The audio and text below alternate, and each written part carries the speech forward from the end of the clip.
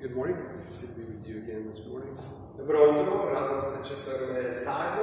I want to start this morning by telling a story that illustrates the importance of obedience.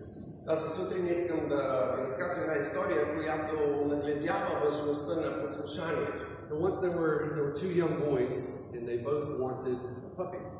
Имало две малки момчета и те и двамата искали кученци. And these boys were good friends, and they were neighbors. They lived near each other. Двете момчета били добри приятели, били съседи, живели един до друг. So Christmas came, and they both asked Santa Claus for a puppy. И идвало Рождество и така те помолили дядо Коледа да им донесе кученци. And Christmas Day came, and they both received a puppy. И така дошло Рождество и двамата получили кученци. And so both the boys were super excited and happy. И двете момчета били толкова радостни и щастливи. They had waited so long for this puppy, and finally they had it. Защото бяха чакали толкова дълго за тези кученци и най-после ги имаха. And so, since both the boys loved, each boy loved his puppy, they had to figure out how to raise the puppy to be a grown dog. И сега имали една много важна задача как да се грижат за кученцата, така че те да могат да пораснат. But on this point, each boy had a different idea how to do this. Но двете момчета имали различни идеи за това как трябва да възпитават кучетата. Now the first boy thought that he loved his puppy so much that he should give it unlimited freedom. That the dog should be able to do whatever it likes. Първото момче смятало, че той обича своето кученце толкова много, че трябва да му даде свобода, да може кученцето да прави това, което иска. So he allowed the puppy to do whatever he wanted, to go wherever he wanted to go. И така кученцето можело да прави това, което си иска, да отиде където си иска. But the second boy decided that his puppy needed a few rules. Другото момче обаче решило, че неговото кученце се нуждае от няколко правила. So he tied up his puppy on the front porch there in front of his house. И затова той завързал кученцето на портата пред къщата. And of course he would play with his puppy and he would take it for walks, but it would always be on a leash. И разбира се, той се играел с него, водил го на разходка, но винаги кученцето било вързано с къишка. Well, after 1 year, the puppies had grown a bit. И минала една година, кученцата били отраснали. The first boy could not control his dog anymore. И първото момче вече не можело да контролира своето куче.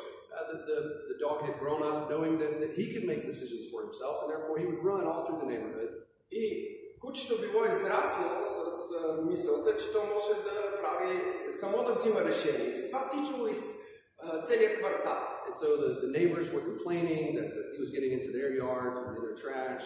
И съседите се оплаквали, защото той мачкал цветята на двора, обръщал буклука.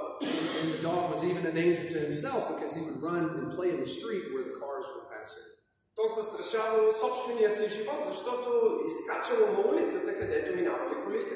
And so the boy had to end up tying up his dog for the rest of his life because he couldn't be trusted.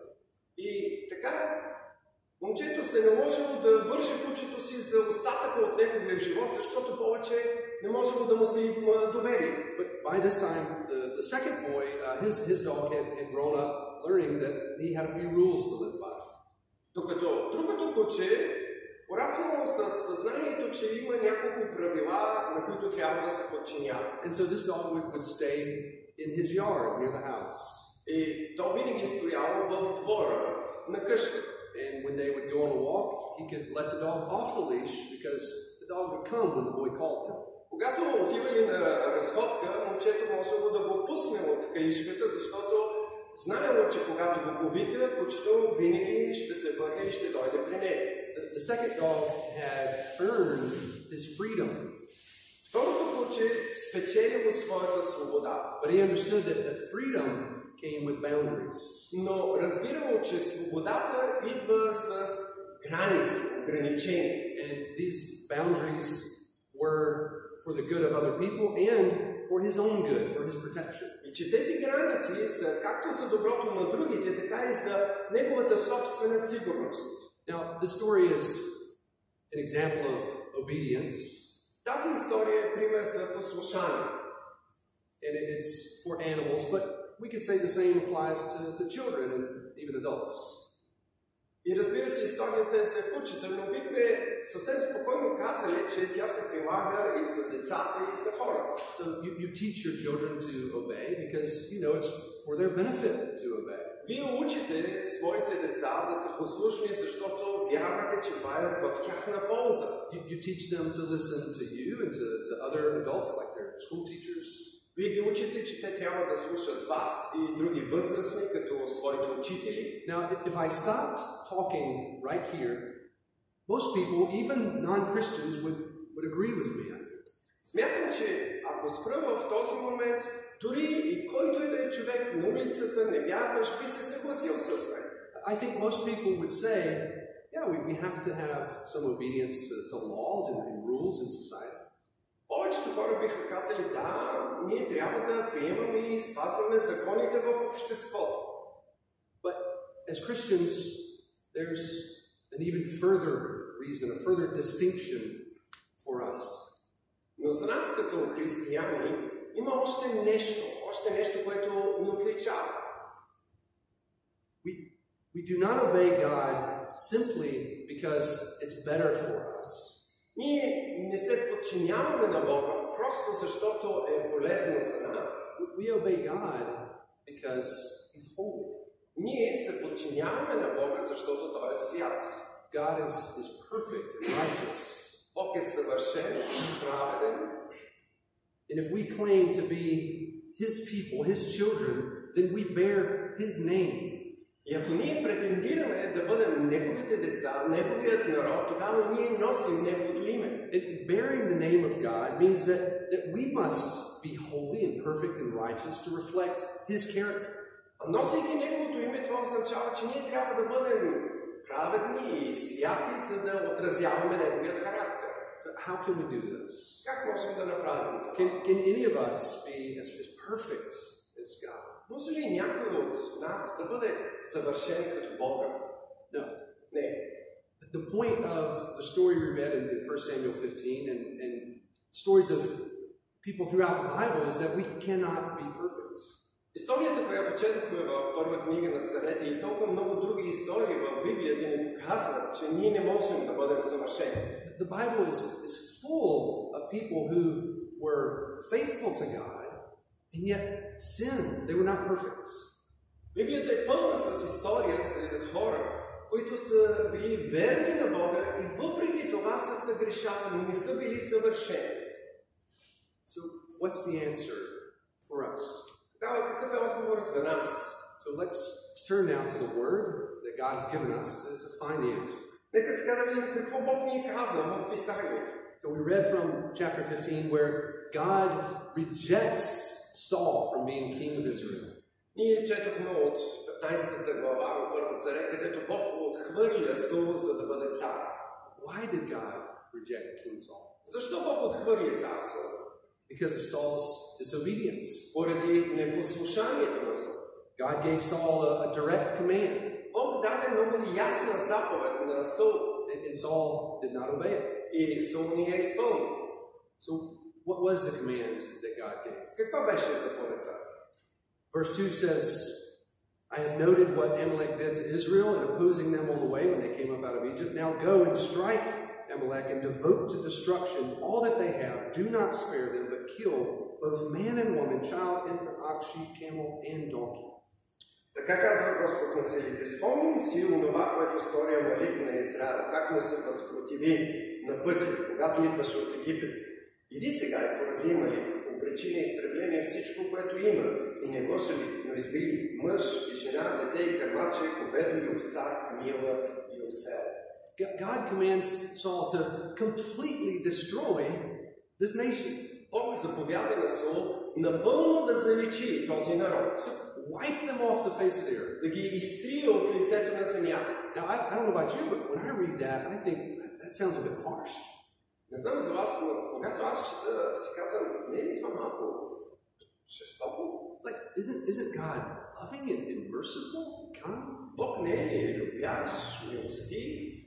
Why would he command his people to destroy all of these people, man, woman, even the animals? Защо би заповядал на своят народ да унищожи един друг цял народ, дори и животните? And wasn't Saul actually being kind of smart to not destroy the animals? Саул не беше ли малко така умен, разумен, поне за животните да запазва? So you might think, is this the same God that we see in the New Testament? Дори може да си кажем, това същия Бог ли е, за който четем в Новия Завет? So what was this evil that this country had done, that Amalek had done, that was so bad that God wanted to completely destroy it? Какво беше това зло, което амалечаните бяха направили толкова много, че Бог сега да иска да ги изтрие от лицето на земята? Well, fortunately, we have the story. We can read about it in Exodus chapter 17. Ние можем да прочетем тази история в книгата Изход 17 глава. So in the 17th chapter, from verse 8 to 16, we have the story of what Amalek did to Israel. В 17 глава от 8 стих до края ние имаме записано какво точно амалечаните направиха. И аз ще я прочета. По това време дойде Амалик и воюва против Израел в Рафидим. Моисей каза на Исус Навиев: избери мъже и излез да се биеш с Амалик. И утре аз ще застана на върха на хълма, като държа Божия жезъл в ръката си. Исус стори, както му каза Моисей, и се би с Амалик. А Моисей, Аарон и Ор се качиха на върха на хълма. И когато Моисей издигаше ръката си, Израел надвиваше, а когато спущаше ръката си, Амалик надвиваше. А като натегнаха ръцете му, взеха камък и подложиха на Моисей, и той седна на него. Аарон и Ор, единият от едната страна и другият от другата, подпираха ръцете му, и така ръцете му се подкрепиха до залез слънце. Така Исус порази Амалик и людите му с меч. Тогава рече Господ на Моисей: запиши в книгата за спомен и предай на Исус това, че ще излича съвсем спомена за Амалик под небето. И Моисей издигна там олтар, който нарече Йова Нисий. So, what had Amalek done? They made war against the nation of Israel. Какво направи Амалик? Той започна война срещу Израел. Israel was God's chosen people. Израел беше Божият избран народ. So essentially they were making war against God. С други думи, войната срещу Израел беше война срещу Бога. Therefore, God said to Moses that because Amalek made war against my people, I will utterly destroy them. И Бог казва, понеже Амалик воюва срещу моят народ, аз ще го унищожа. So here's the lesson for us. God's enemies will not survive. Това е урок и за нас. Ние трябва да знаем, че Божиите врагове няма да устоят. All of those who are opposed to God are his enemies. Всички, които се противят на Бога, са негови врагове. And they will be destroyed. И ще бъдат унищожени. Now it's interesting that God did not destroy them immediately when this happened. Интересно е, че Бог не ги унищожи веднага, когато това се случи. He waited 400 years. Но чака 400 години. That's quite a lot of patience. Това е много голямо търпение. Even Amalek might have forgotten what had happened. Maybe they thought, there's no God, or he doesn't care about us. Може би амалечаните бяха забравили за какво се е случило и може би си бяха казали, няма Бог, той не го е грижа за нас. And we see that in the book of Deuteronomy, Moses reminds Israel before his death what had happened. Но в книгата Второзаконие ние виждаме как Моисей напомня на израелтяните преди своята смърт за това, което се е случило. We can read in Deuteronomy 25 and verses 17 to 19. Четем в книгата Второзаконие 25 глава 17 стих. Помни как постъпи с тебе Амалик по пътя, когато излязохте от Египет, как те срещна на пътя и погубиха всички останали подири ти от слабост, когато ти беше изтощен и уморен, и той не се побоя от Господа. за това, когато те успокои Господ твой Бог, от всички неприятели около тебе в земята, която Господ твой Бог ти дава в наследство да я притежаваш, заличи спомена за Амалик под небето, да не забравиш. So God made a promise to Moses. Бог даде обещание на Мойсей. And here Moses reminds the people before his death the promise that God had made. Мойсей тук напомня на хората обещанието, което Бог е дал. And 400 years later, he is fulfilling that promise through King Saul. И 400 години след това той изпълнява своето обещание чрез цар Саул. And here when Moses talks, he adds that Amalek did not fear God.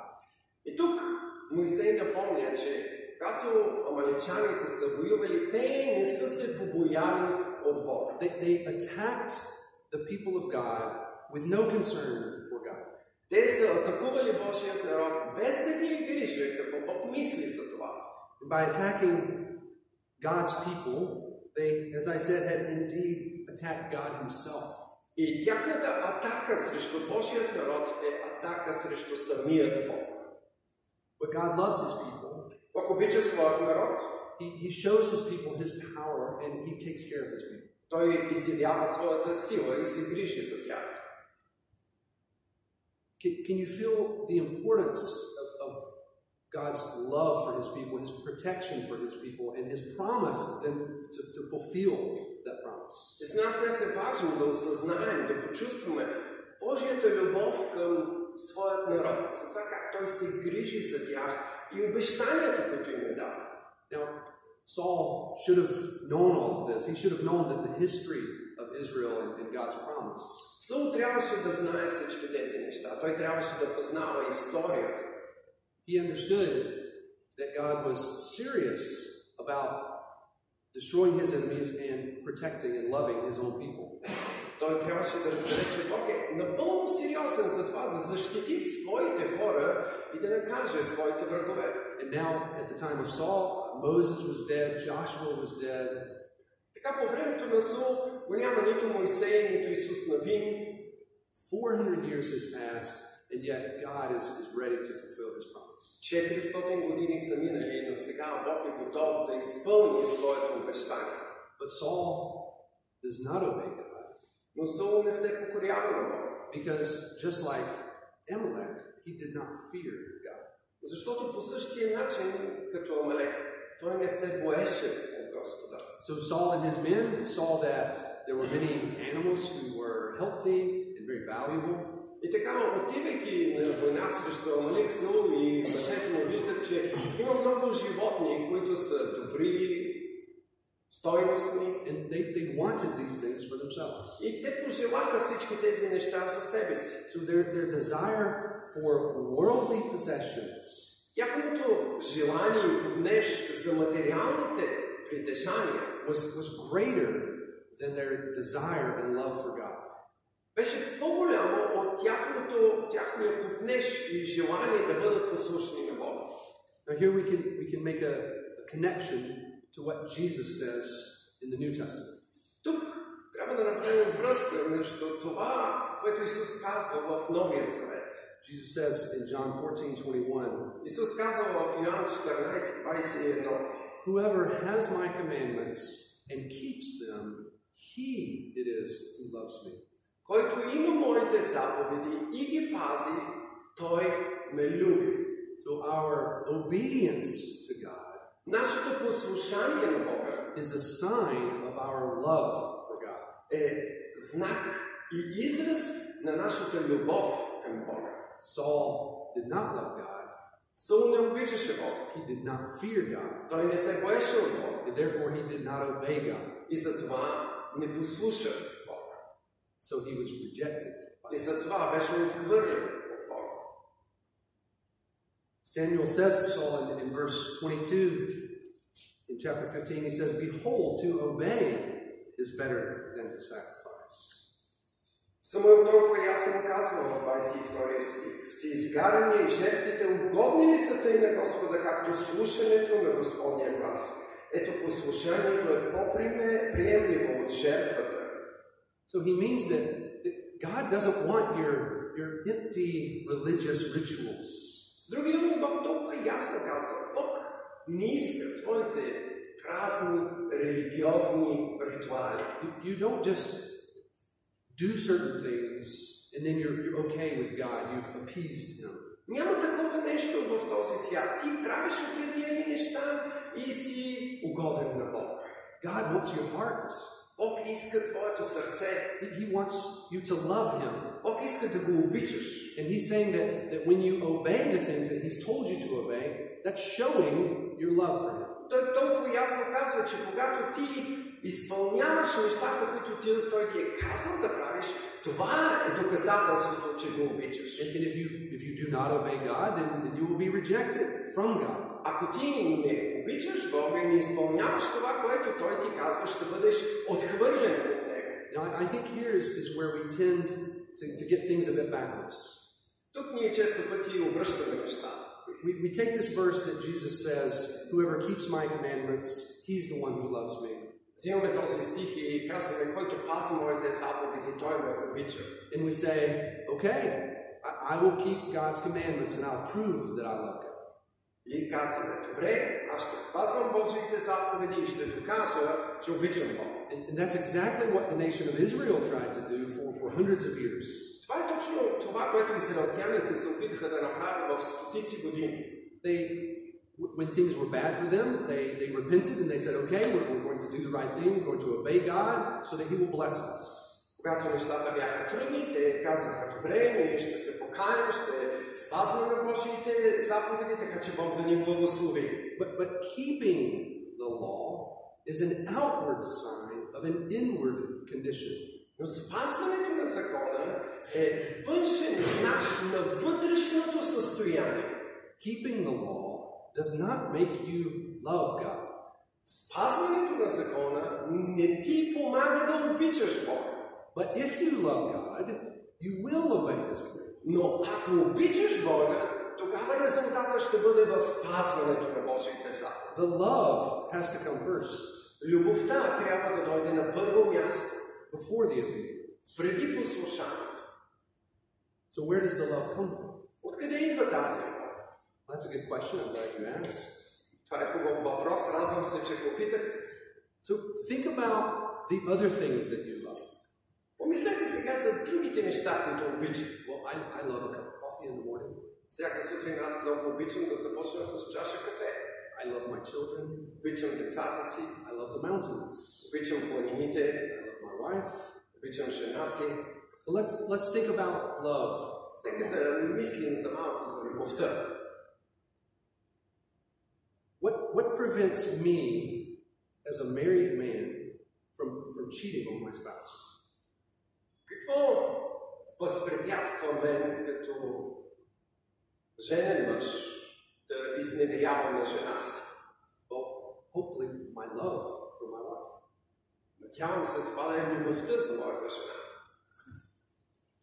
On our wedding day 15 years ago, I said I love her and I made vows. I committed to only love her. Преди 15 години, по време на нашата сватба, аз се заклех, че ще я обичам и ще обичам само нея. But I know that if I give myself to another woman, I'm saying I do not love my wife. И аз знам, че ако аз бъда с друга жена, казвам, че вече не обичам моята жена. Because if I allow the selfish desires of my lustful flesh to control my actions, защото ако позволя на моите страсти, плътски страсти да контролират моят живот, then I love myself more than I love my wife. Тогава аз обичам себе си повече от жена си. So the fact that I do not cheat on my spouse is a sign that I love her. И фактът, че аз не изневерявам на жена си, е доказателство, че аз обичам нея. So as we say that the actions speak louder than the words. Както казваме, че действията говорят по-силно от думите. But let's take the illustration a bit further. Нека да направим тази илюстрация по-далеч. What created? Where did the love come from in the first place? Откъде дойде тази любов на първо място? If you are married or have someone you love, Did God command you to love that person? Ако ти си женен или мъжена, Бог заповядва ли ти да обичаш този човек? Where does love come from? I think we all understand attraction. There's physical, outward attraction. There's attraction to inward beauty. Откъде идва любовта? Мисля, че ние всички знаем това. И ние сме привлечени от външната красота, от вътрешната красота. You're attracted to a person, their personality, they're kind, they're fun to be with, Christian. Ти си привлечен от дадения човек, който може би е вярващ, който има добри качества, добър характер, харесва ти да бъдеш с него. You find the person who feels that empty place in your heart. Ти откриваш човека, който запълва тази празнина в твоят живот. And when you feel that, you're motivated to commit your entire life to that person. И когато намериш този човек, ти си насърчен да посветиш себе си и остатъка от своя живот на този човек. And so we make the commitment. I'm committed to only you for the rest of my life. И ние правим това посвещение. Аз се посвещавам да те обичам за остатъка от моят живот. The commitment came from the love. Но това посвещение дойде от любовта. It was not the other way around. А не обратното.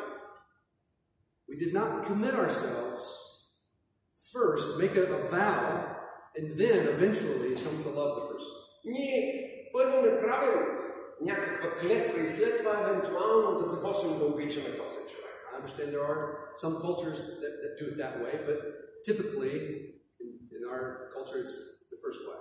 Може би има и такива култури, които е наобратно, но в нашата култура поне първо идва любовта и след това посвещението. So now let's bring this back to our relationship with God. Нека сега да приложим това в нашето взаимоотношение с Бога. If you profess to be Christian, what you're saying is, I love God. Ако ти претендираш и изповядаш, аз съм християнин, аз съм вярващ човек, тогава ти казваш, аз обичам Бога. Where did that love come from? Откъде дойде тази любов? Hopefully it's because you've seen that God is the greatest treasure in all the world. Надявам се, че тя е дошла от факта, че ти си видял, че Бог е най-скъпоценното съкровище в този свят. As we sang before, you've seen God's amazing grace. Така както пяхме, ти си преживял Божията благодат. You know that you were created by Him. Осъзнал си, че ти си създаден от Него. To have an intimate relationship with Him. За да имаш най-близкото взаимоотношение с Него. And even more than that, you know that He loves you. И нещо повече. Ти знаеш, че Той те обича. He loves you so much that He sent His own Son to die so that you could be with Him. Ти знаеш, че Той те обича толкова много, че изпрати своя син, който да умре, така че ти да можеш да живееш с Него. And this love inspired you, moved you to commit your life to Him. И тази любов те е вдъхновила и те е придвижила напред до точката, в която ти да посветиш себе си и остатъка от своя живот да бъдеш верен на Бога. To give yourself only to Him. Да му служиш единствено и само на Него. For the rest of your life. За остатъка от твоя живот.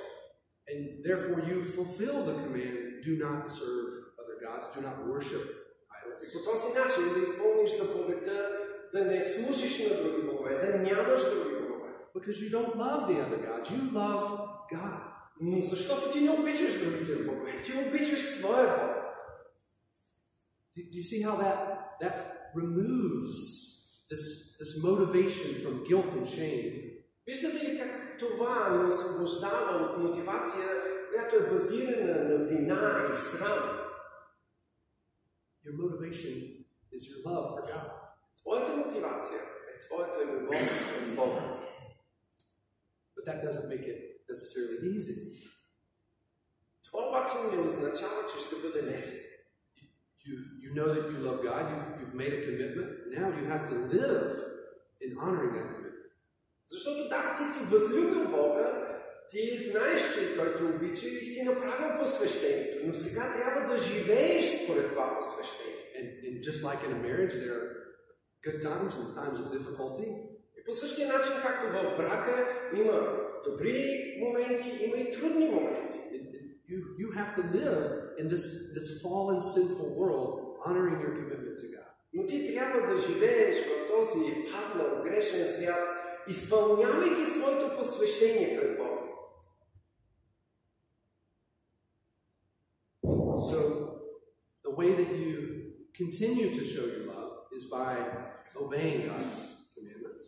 Начинът, по който продължаваш да изповядваш и показваш своята любов към Бога, е като изпълняваш Божиите заповеди. And He shows His love for you by giving you these commandments. И Той изразява своята любов към тебе, като ти дава тези заповеди. Because He knows that it's for your good. Защото Той знае, че те са за твоето добро. He created you. He knows what's best for you. Той те е създал и Той знае кое е най-доброто за теб. And He says, if you do this, it will go well for you. И много ясно каза, ако правиш това, ще ти бъде добре. But King Saul, as we saw, did not love God in this way. Но цар Саул, както видяхме, не обичаше Бога по този начин. He allowed his lustful desire for worldly possessions.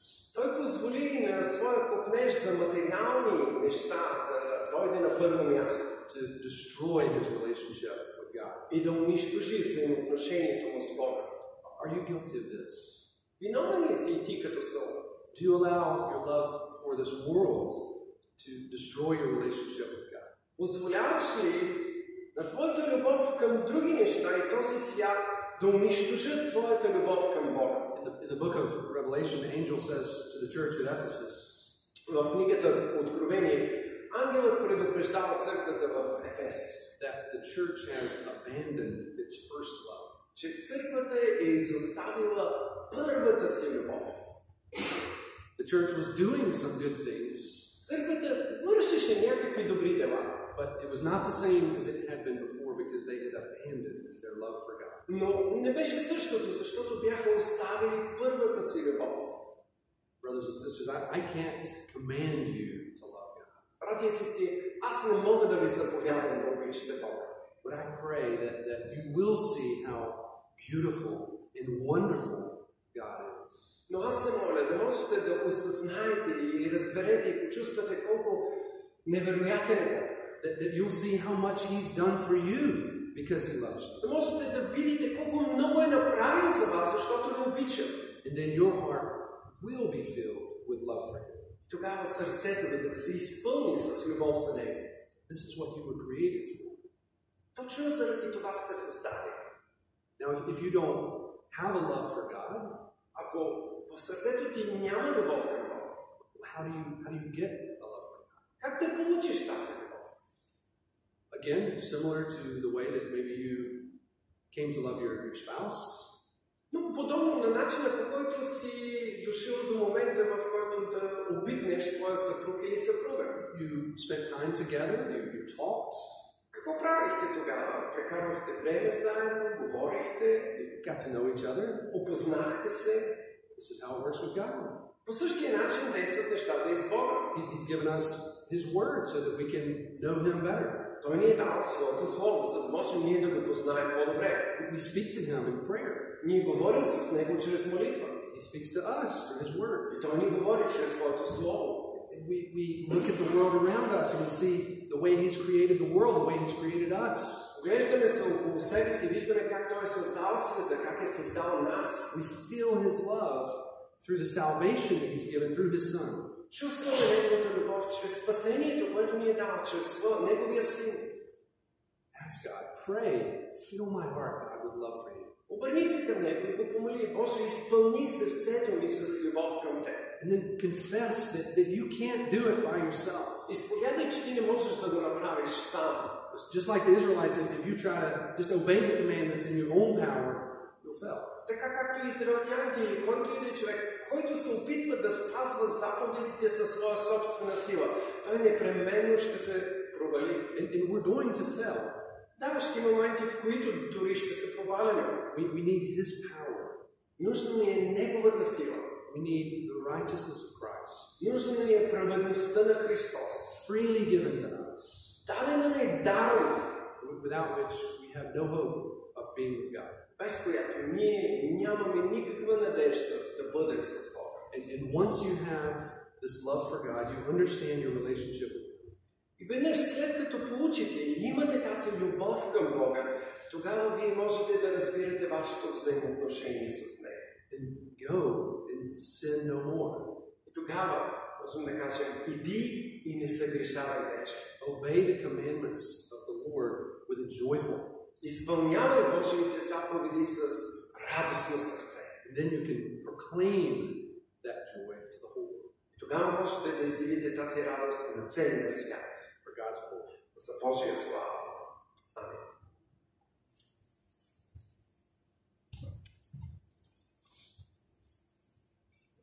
Нека да се помолим заедно.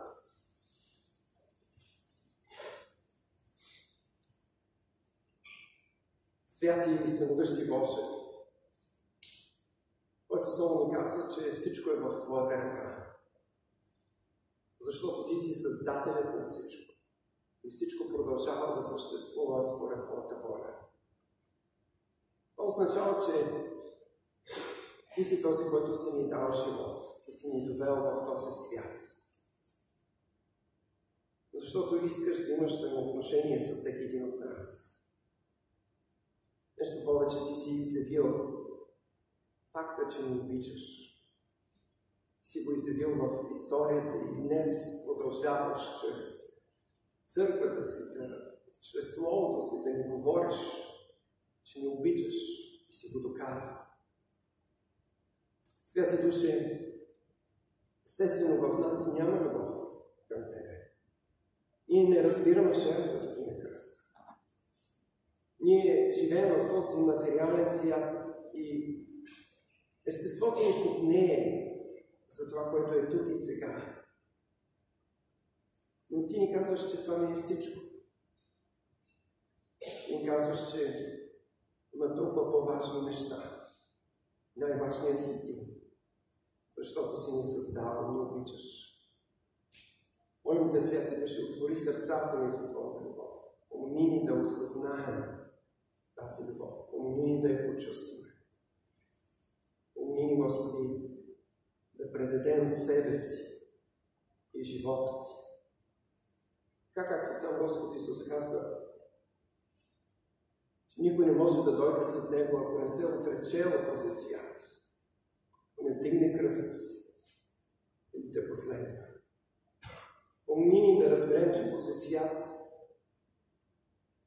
отива към разрушение, ще бъде разрушен, ще бъде заличен така, както Словото Ти казва. Ти ще дойдеш и ще заличиш абсолютно всичко. Къде ще бъдем ние тогава? Молим Те, помогни ни да се доверим днес на Твоята любов. Да откликнем с любов към Тебе. Макар да знаем, че няма да е лесно да Те следваме. Помогни ни да кажем да и да тръгнем по пътя. Помогни ни да тръгнем и се доверим, че Ти ще бъдеш с нас във всеки един миг от нашия живот. Когато падаме, Ти няма да ни забравиш, няма да ни изоставиш, но ще бъдеш до нас и ще ни насърчаваш да станем, да отхвърлим греха и да го изповядаме и да продължим, защото ни обичаш.